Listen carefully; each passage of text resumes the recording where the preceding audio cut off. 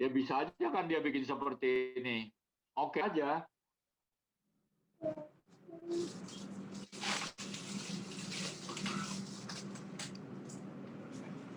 Oke, pertanyaan yang lain?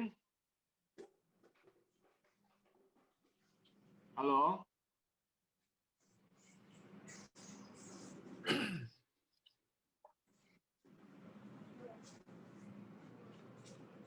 Di sini ada teman saya Pak Jamal. Pak Jamal, apa kabar Pak Jamal?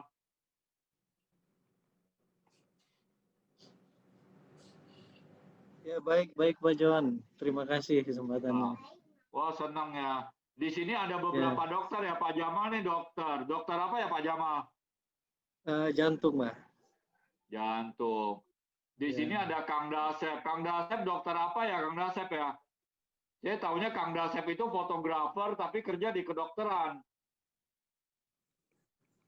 Di sini ada Pak Stephen Show ini fotografer benar. Foto komersil ya Pak Stephen? Ya, betul, betul. Ya, masih nggak Pak? Masih. Masih, ya. Jadi di sini banyak sekali profesi beda-beda. Ada yang untuk hobi, ada yang untuk memang profesinya di bidang fotografi. Mas. Pak Steven, ada yang mau ditanyakan nggak Pak Steven? Gak ada. Lanjut aja. Saya lagi nyimak. Oke, lanjut aja. Ya. Pak John. Ya. Begini, kalau dulu kan pernah ada secara untuk menentukan white balance kita pakai custom white balance. Artinya kita foto selembar foto 18% gray. Itulah yang menjadikan dasar dari white balance pada situasi saat itu. Apakah ini benar? Nah, oke, cara itu benar. Jadi banyak cara untuk mencapai satu tujuan. Dan semua itu oke. Semua itu oke.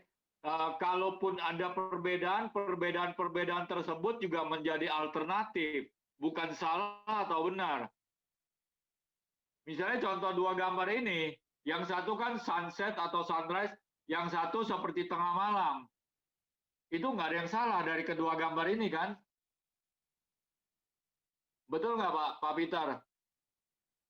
Betul. Iya kan? Jadi bebas saja. Yang penting kita tahu itu sesuai dengan tujuan kita apa enggak gitu. Nggak ada masalah sama sekali. Malah kalau memungkinkan, kita gunakan kreativitas kita untuk melakukan sesuatu.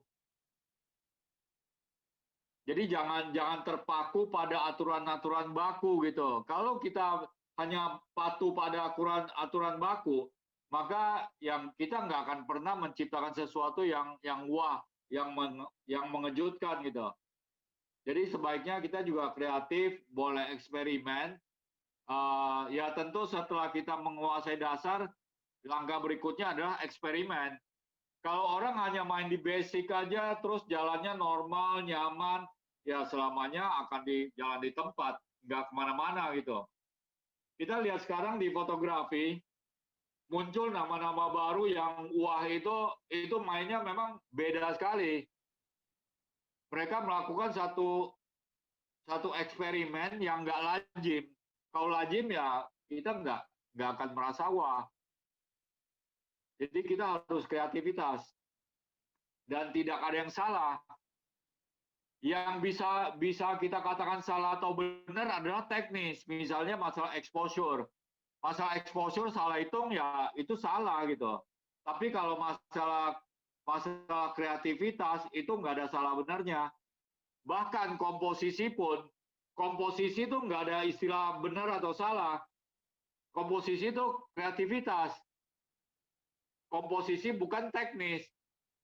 Jadi kalau saya malah heran sekali kalau lihat orang membangga-banggakan komposisi, apalagi bisa Fibonacci dan lain-lain yang golden apapun.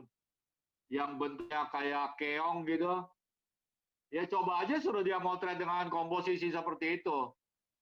Ya kan? Itu nggak akan bisa. Itu hanya dicocok-cocokkan bisa. Tapi secara kenyataannya itu nggak akan bisa. Itu cuma buat gaya-gayaan untuk menunjukkan kalau dia banyak tahu gitu. Saya belajar visual, saya mulai dari melukis. Basic saya melukis. Setelah bisa melukis, saya belajar motret. Saya tahun 83 atau 84, saya punya kamera pertama FM2. Terus kemudian tahun 2000, saya belajar di Kumara, di Canon School. Dan beberapa tahun kemudian, saya masuk kelas sekali lagi. Saya 2 kali masuk kelas Canon School. Nah, dari situ, saya gunakan ilmu fotografi itu untuk mengajar, untuk post processing. Kebanyakan setelah belajar fotografi dia akan motret, ya bersaingnya dengan teman-teman. Padahal fotografer butuh pengetahuan untuk post processing. Ya saya ambil peluang itu, makanya saya fokus di sana. Saya nggak perlu jadi guru fotografi, karena untuk ngajar banyak sekali. Ada teman saya Michael ngajar fotografi. Terus Pak Steven juga ngajar. Ya kan, kalau ada yang mau belajar, Pak Steven juga pasti terima. Post processing dan Photoshop, saya belum ngelihat ada yang benar-benar mengajar. Gitu loh. Makanya saya ambil di post processing. Dan itu juga saya nggak bersaing dengan teman-teman saya. Jadi kita saling berbagi dunia kita gitu. Nah, di dalam dunia visual, waktu saya belajar melukis, guru saya mengatakan komposisi itu hanya ada 2. Untuk menciptakan satu mood, bahwa kita ingin gambar kita terlihat dinamis atau terlihat statis. Kalau kita ingin gambar itu terlihat dinamis, maka jangan meletakkan objek di tengah-tengah bidang. Kalau kita ingin gambar itu kelihatan anggun, statis, ya maka kita sebaiknya taruh di tengah-tengah bidang. Dia akan kelihatan lebih statis, lebih diam, lebih anggun. Misalnya orang sedang pidato. Orang pidato, kadang-kadang Pak Jokowi, presiden kita pidato. Kita taruh di tengah-tengah, dia akan terlihat sangat anggun. Daripada kita taruh di pinggir. Tapi kalau kita foto orang nari balet, atau sedang pencak silat, kalau kita taruh di tengah-tengah, ya gambar itu terlihat diam. Ya sebenarnya komposisi hanya 2 itu. Nah selebihnya, kalau ada yang 1/3, 2/3, dan lain-lain, itu artinya kalau 1/3 itu kan berarti tidak dead center, berarti itu dinamis. Mau 1/4, 1/5, atau 1/7, itu pasti tidak dead center. Jadi komposisi itu hanya ada 2, mau dinamis atau mau statis. Malam Om, saya Tony Oke. Om. Ya, kenapa? Mau kembali ke white balance. Nah, Oke. saya kadang-kadang sering motret teman main teater di panggung ya. Cahaya kan agak kurang. Motret panggung ya? Panggung teater ya, cahayanya kan Oke. agak kurang, biasanya low light itu. White balance apa yang paling enak dipakai Om? Paling pas. White balance apa yang paling enak? Kalau di dalam panggung itu, apakah kita ingin dapatkan warna yang seperti kenyataannya saat itu? Ya, seperti kenyataannya. Oke, kalau mau dapatkan seperti itu, pakainya daylight. Tapi daylight itu pasti akan terlihat sangat merah. Padahal mata kita lihat tidak terlalu merah. Kenapa? Mata kita tuh, di otak kita ada auto white balance. Meskipun cahaya sebenarnya merah, tapi begitu kita lihat ada jeda waktu, otak kita mengkoreksi white balance sehingga terlihat agak normal. Jadi saran saya kita bisa pakai daylight, atau mau pakai auto masih boleh kalau untuk panggung. Karena panggungan kita nggak tahu dia pakai lampu yang temperaturnya berapa. Betul. Nah, untuk kondisi yang kita tidak bisa tahu temperaturnya berapa, maka kita pakai auto itu ada yang paling aman. Dia larinya nggak akan lari jauh sekali. Bisa dikoreksi setelah foto ya di post ya. Ya, bisa pakai auto atau pakai daylight. Ya. Kalau panggung misalkan saya beberapa kali nonton teater koma, dia warnanya agak sedikit kekuningan. Jadi ketika kita pakai daylight, dia cenderung agak kemerahan. Biasanya kita koreksi lagi. Biasanya saya turunkan sekitar 4.800-an. 4.800-an. 4.800. Cari gambar orang kali ya. Oke.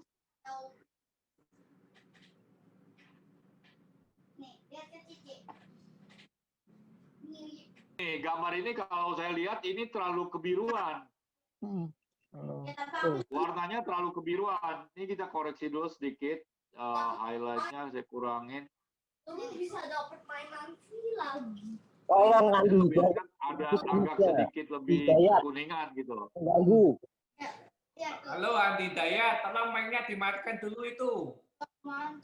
Andi Dayat. Halo. Ya, saya dengar Om. Ya, jadi kita koreksi aja. Motret boleh pakai daylight atau pakai Auto. kalau untuk panggung. Nah, ada satu kondisi yang paling aman kita pakai auto. Ketika misalnya motret satu keadaan yang darurat, misalnya motret pejabat atau motret presiden, kan kita punya waktu sangat sedikit. Untuk kondisi seperti itu, jangan ragu, pakai auto. Oke, siap. Karena momen jauh lebih penting daripada sekedar soal warna. Oke, cukup jelas? Jelas Om. Oke. Yang lainnya silakan. Mas. Apakah setiap white balance di setiap merek kamera itu sama? Seharusnya sama. Kalaupun bedanya pasti nggak jauh. Masih kurang lebih sama gitu. Itu kan mereka punya cara mengukur sendiri-sendiri. Tetapi kalaupun berbeda, bedanya nggak jauh sekali. Masih sepintas, masih bisa diterima. Begini. Halo. Ya. Ya, Pak Peter. Kadang-kadang kan gini, ada merek kamera tertentu warnanya condong ke warna kuning. Ada yang warna condong ke merah. Ya. Itu bagaimana mengatasinya? Oh, itu setiap kamera itu punya style. Itu yang membuat penggunanya fanatik. Ada orang yang fanatik sekali dengan kamera Nikon. Terus merasa kamera yang bukan merek Nikon itu nggak oke. Terus ada yang pengguna Canon juga sebaliknya seperti itu. Dan juga Sony. Dan hampir semua merasa seperti itu. Kalau dia mainnya masih di JPEG aja, ya itu boleh dibilang saya setuju sekali. Kalau dia main di JPEG, dia suka dengan kamera yang milik dia, ya silakan. Tapi begitu dia tahu RAW, dia bisa memperbaiki gambar dengan RAW dan dia bisa membuat gambar yang menjadi wah. Maka nggak ada pengaruhnya.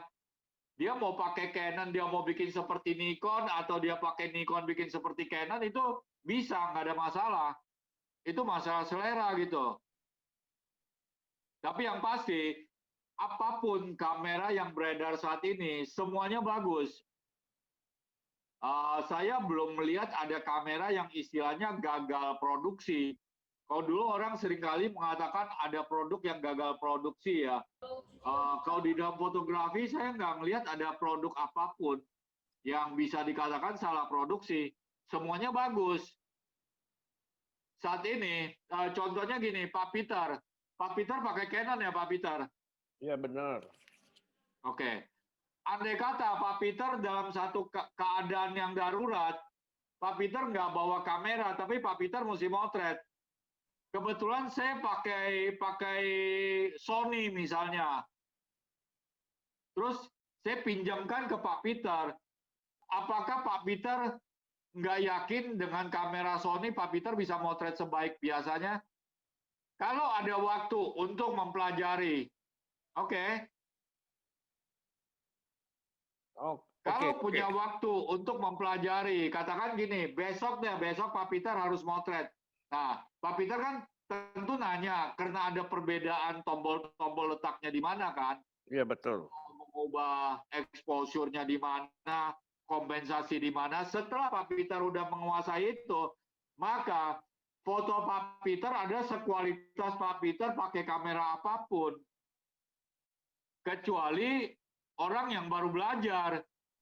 Kalau orang yang baru belajar memang tergantung pada kamera. Tapi setelah dia bisa memotret bagus, itu kan berarti jam terbang sudah tinggi. Kalau jam terbang sudah tinggi, kamera itu yang berbeda itu hanya masalah rasanya aja, kesukaannya aja. Kalau dibilang untuk jadi gambar bagus, kamera apapun bagi seorang fotografer yang jam terbangnya tinggi, bisa menghasilkan gambar yang tetap bagus. Jadi nggak mungkin kalau dia ganti kamera terus fotonya tiba-tiba jelek gitu, kayak orang baru belajar. Nggak mungkin, gitu loh Pak Peter. Setuju nggak? Setuju. Jadi ada begitu Mas, ada pengalaman begitu. Waktu ada satu saat saya presentasikan foto, karena foto yang saya foto itu kan saya olah dengan gaya saya sendiri kan. Ya. Tadi waktu sudah siap presentasi dia tanya sama saya, apakah itu warna Canon? Aku bilang bukan, itu warna saya, bukan warna Canon. Oke. Apakah benar kalau menurut saya mengolah warna sesuai dengan selera saya? Iya dong, benar dong. Itulah fungsinya ada aplikasi ini untuk kita mengcustomize. Saya ingin mengkoreksi orang-orang yang fanatik banget dengan gambar yang no edit, ya. Orang-orang yang no edit itu dia mempercayakan pada kamera, menganggap kameranya hebat. Padahal yang menentukan settingan warna tersebut adalah seorang programmer yang bekerja di perusahaan kamera tersebut yang menentukan settingnya. Jadi JPEG itu adalah selera dari si programmer yang membuat setting tersebut. Gitu loh. Kalau saya, ya meskipun dia programmer, itu pekerjaan dia. Tetapi saya punya selera sendiri. Saya punya style. Makanya saya nggak akan pernah menggunakan gambar yang apa adanya dari kamera. Apalagi kalau dari kamera itu ada RAW. Ya kan? Dan juga banyak sekali orang yang anti RAW. Betul nggak Pak Peter? Betul. Ada kan yang anti RAW, maunya JPEG. Padahal kalau kita bilang mahalnya sebuah kamera itu andil paling besar itu dari RAW-nya, dari sensornya. Sensor itu dia memakan biaya sekian puluh % dari total biaya sebuah kamera. Berarti sensor itu dibiayai begitu mahalnya untuk mendapatkan kualitas warnanya, dapat informasinya. Nah, begitu mahalnya biaya yang dikeluarkan, kalau kita hanya pakai JPEG apa adanya, apakah si pabrik kamera nggak lebih enak bikin kamera hanya JPEG aja? Sehingga dia bisa bikin kamera dengan harga yang sangat kompetitif. Mungkin cuma separuh harga gitu. Iya kan? Benar. Jadi kalau memang JPEG lebih bagus, ya si pabrik kamera ngapain dia kasih RAW gitu loh. Jadi sebetulnya RAW itu adalah diberikan untuk orang-orang yang ingin kreatif. Yang bisa membuat gambarnya lebih baik, yang tahu caranya.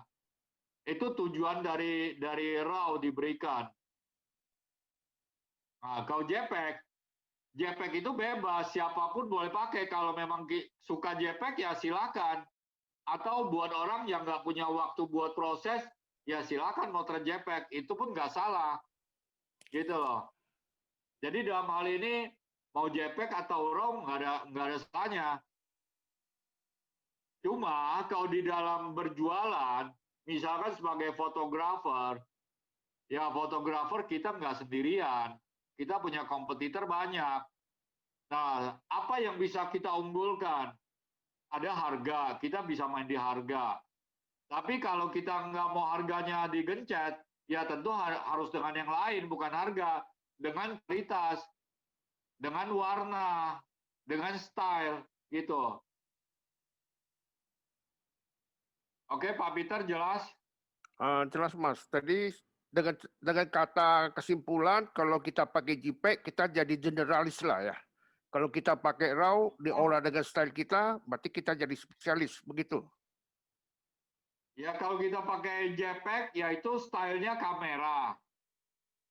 Meskipun JPEG juga ada settingan, tetapi settingannya kan terbatas. Kalau dengan RAW, Pak Peter punya style sendiri. Kenapa saya katakan begitu? Karena orang lain pakai kamera Pak Peter menghasilkan gambar nggak seperti hasilnya Pak Peter. Karena dia ngolahnya beda. Mungkin dia nggak mengolah. Iya kan? Ya, setuju. Misalkan ada 3 orang. Pak Peter dan 2 orang lagi. Yang 2 orang lagi itu dia motret, dia nggak ngolah. Dia motret hanya yang satu motret RAW, satu motret JPEG. Tidak diproses. Pak Peter motret RAW, Pak Peter proses. Mereka berdua sama-sama gaya warnanya warna asli kamera tersebut. Karena dia nggak proses. Tapi Pak Peter berbeda. Nggak seperti mereka. Pak Peter punya style yang mereka nggak punya. Gitu loh. Cukup jelas nggak Pak Peter? Ya, cukup jelas. Terima kasih. Ya. Jadi mestinya kalau kita bisa memproses, kita bangga, kita punya style. Nah, terus belakangan gini, saya banyak sekali orang minta dibuatkan preset mirip-mirip si Anu gitu. Dia kepingin presetnya foto dia mirip siapa? Pertanyaan saya, kenapa nggak kepingin orang lain bikin foto yang mirip-mirip gaya dia gitu loh. Iya kan?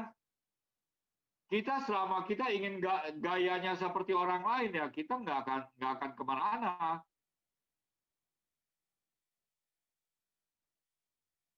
Kita harus membuat sesuatu yang berbeda sehingga kita menjadi gaya yang menjadi orang suka. Kalau orang suka, orang ingin niru, itu kan berarti ada sesuatu yang menarik buat dia. Itu sudah mengalahkan dia. Siapapun yang meniru ada orang yang kalah. Yang ditiru yang mestinya bangga gitu loh. Juga nggak perlu merasa gimana, marah-marah kalau dia punya style ditiru. Yang mestinya bangga. Karena yang namanya meniru nggak akan pernah bisa melewati atau melebihi daripada yang ditiru. Om John, nanya Om John. Iya. Iya, Pak Rusiadi.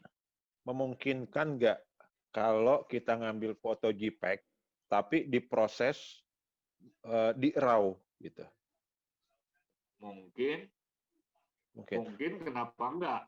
Ya, artinya bahwa sebenarnya JPEG sendiri bisa diprosesing di RAW dong. Bisa, tetapi kualitasnya nggak bisa. Oke. Bisa diproses di RAW, tetapi tidak bisa dapat kualitas seperti RAW. Oke. Kan perbedaannya gini loh. JPEG itu 8 bit, dia hanya punya 256 perbedaan gradasi. Ya, dari benar, gelap benar, sampai benar. terang. Total warnanya 16 juta warna. Sedangkan RAW kamera yang kita punya, yang beli tahun kemarin atau beli 5 tahun yang lalu, atau bahkan 10 tahun yang lalu, RAW kita 14 bit. Kecuali hari ini. Kalau beli kamera saat ini, misalnya beli Sony Alpha 7R4, itu 16 bit. Itu dahsyat, itu beda. Apalagi kalau dibandingkan dengan JPEG. Sesama Sony, beda generasi, itu warnanya juga ada beda. Jadi seperti itu. teknologi ini akan naik terus, kedepannya akan naik terus. Kalau soal klik white balance gimana, Mas? Kenapa?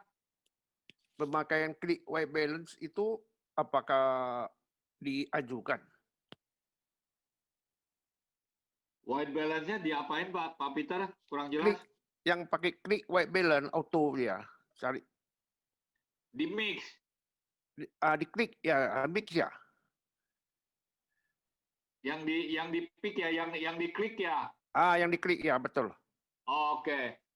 Itu kita gunakan untuk kalau misalkan gambar itu misalnya gambar ini, oke.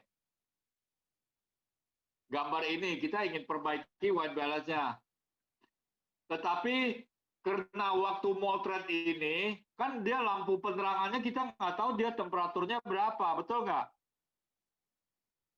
Betul nggak Pak Peter? Betul. Kita nggak tahu dia pakai temperatur berapa lampu dia. Mungkin yang masang lampu itu juga nggak peduli dengan itu. Nah, kita bisa pick. Untuk pick itu kita perlu ketahui ada objek apa yang warnanya seharusnya putih. Di dalam gambar ini, apakah baju orang ini putih? Bisa iya, bisa enggak. Tetapi mungkin kalau saya lihat, mestinya ini putih. Betul nggak? Ini kan styrofoam. Betul. Nah, jadi kita pick di styrofoam, kita klik.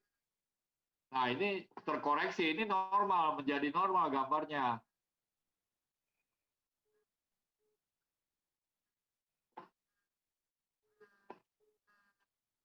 Oke. Ini terkoreksi nih.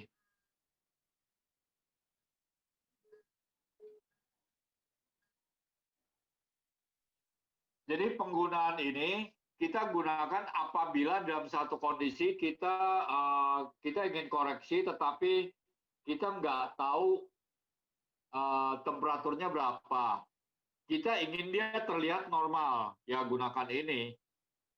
Ini diklik ke objek yang seharusnya putih. Bagaimana kalau salah klik? Misalnya kita klik katakan di meja sini. Kalau kita klik di meja ini, warnanya kan banyak kuningnya, maka warnanya akan berubah menjadi kebiruan. Oke. Dia menghapus kuningnya dengan menambah biru, maka warna gambar itu akan cenderung kebiruan. Lalu bagaimana kalau dia klik di baju ini, di baju ibu ini? Karena ini banyak merah, maka dia akan kehijauan. Oke. Terus kalau dia kliknya di tempat yang pintu ini banyak birunya, kita klik dia akan kekuningan. Gitu loh. Jadi tool ini untuk mengubah warna yang kita pilih itu untuk diubah menjadi netral. Dia menetralkan atau menghapus warna tersebut. Nah, otomatis kalau dia menghapus kuning, dia harus dengan biru, warna kebalikannya. Dia menghapus ungu ya dengan warna hijau dan seterusnya. Ada lagi nggak yang mau tanya? Kalau nggak ada yang nanya lagi, untuk sesi ini saya akan segera tutup. Dan minggu depan kita akan adakan lagi. Saya akan setiap minggu diusahakan sebisa mungkin setiap minggu kita buat sharing seperti ini. Ini free buat siapapun. Ya kan sharing. Saya juga nggak tahu kita dikasih kesempatan sampai kapan, tetapi saya pikir kalau saya bisa bermanfaat bagi orang lain, kenapa enggak gitu. Jadi saya ingin sharing apa yang telah saya pelajari. Saya belajar menggunakan Photoshop itu dari tahun 93, saya punya komputer Mac pertama.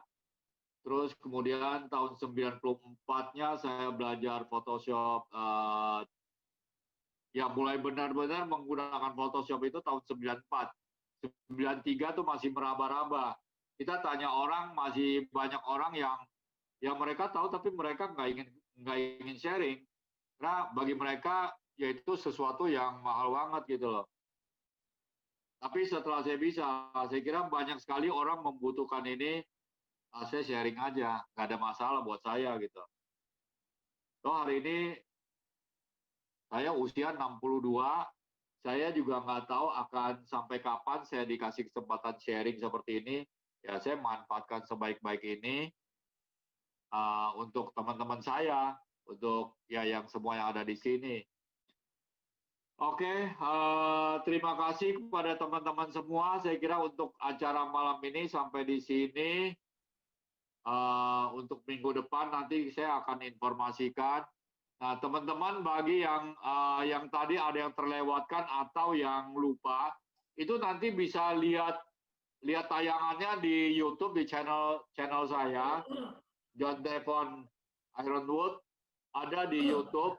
Nanti saya akan infokan juga di Telegram, itu bisa ditonton kapan aja. Tapi jangan lupa subscribe, like, dan share, ya supaya orang lain juga mendapat manfaatnya. Ya demikian, terima kasih, selamat malam semua, bye-bye. Thank you Om John. Thank you. Semoga Sehat. bermanfaat ya. Terima kasih. Terima kasih Om John. Selamat malam. Malam. Bye-bye. Malam Om John. Makasih. Sehat Om John, sehat terus. Ya, amin, terima kasih.